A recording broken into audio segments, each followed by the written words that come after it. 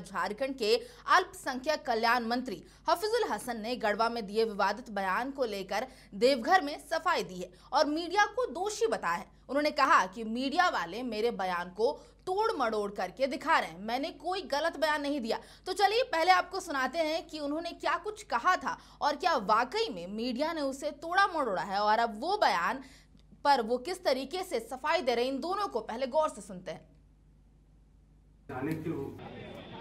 अगर हम 20% हैं तो आप 80%, 70% है, लेकिन ज़्यादा डिस्टर्ब अगर मेरा घर 20 ठो बंद होगा तो आपका 70 ठो घर बंद होगा। चलिए, तो ये चीज़ समझ में सब आ गया है सबको कि जहांगीरपुरी में तिरंगा यात्रा निकला था कि नहीं, आप बताइए। अच्छा जी, हाँ, निकला था। क्यों निकला था? पहले कभी आप लोग सुने हो कि हिंदू मुस्लिम से मिल के तिरंगा यात्रा निकाला?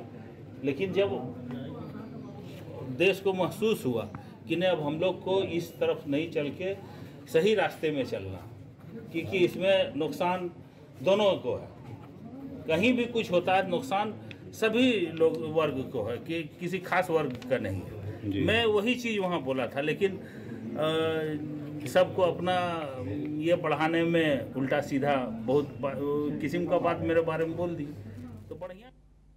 तो यहाँ पर ये बयान उन्होंने पिछले महीने इफ्तार पार्टी के दौरान दिया था और आज मंत्री हफीजुल हसन खुद को सही और मीडिया को गलत साबित कर रहे हैं। इस पूरी खबर पर जानकारी दे रहे हैं देवघर से हमारे सहयोगी रंजीत कुमार।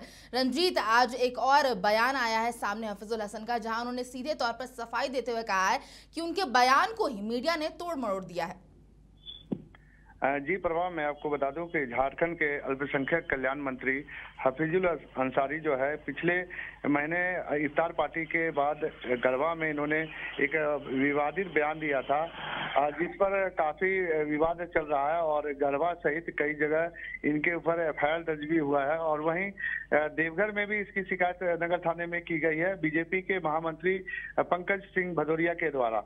वहीं बता दूं कि आज मंत्री हफीजुल हसन की बात करें तो उन्होंने कहा कि मीडिया है जो मिर्च मसाला और नमक लगा के और तोड़ मरोड़ के उनके बयान को पेश कर रही है, ये गलत है। ये आने वाला समय में कि इंडिया के लिए ये खतरा का विषय है और इस तरह का नहीं करना चाहिए, क्योंकि उनका सीधा है, किसी खास वर्ग के लिए उन्होंने नहीं बोला है। उन्होंने कहा कि दोनों वर्ग के लिए बताया उन्होंने कि किसी एक को अगर नुकसान होता है तो निश्चित तौर पर दूसरे खास धर्म को भी नुकसान होगा।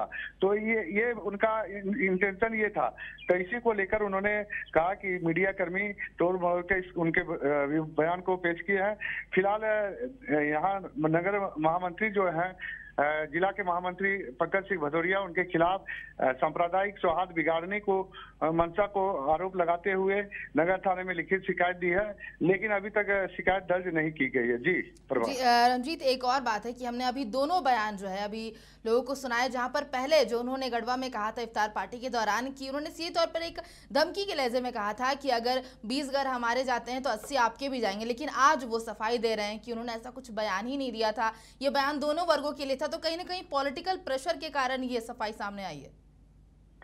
निश्चित तौर पर प्रभाव की पॉलिटिकल प्रभाव भी रहा है, प्लस चूंकि मंत्री अल्पसंख्यक समुदाय से आते हैं तो जाहिर सा बात है उनका भावना जुड़ा होना उनके धर्म के प्रति निश्चित तौर पर जुड़ा है और इसी को लेकर उन्होंने दिया। साथ ही उन्होंने कहा कि जिस तरह से जहांगीरपुरी में तिरंगा झंडा सामुदायिक रूप से निकाला गया है, हिंदू मुस्लिम निकाले हैं, तो निश्चित तौर पर वो अच्छा मैसेज जाता है।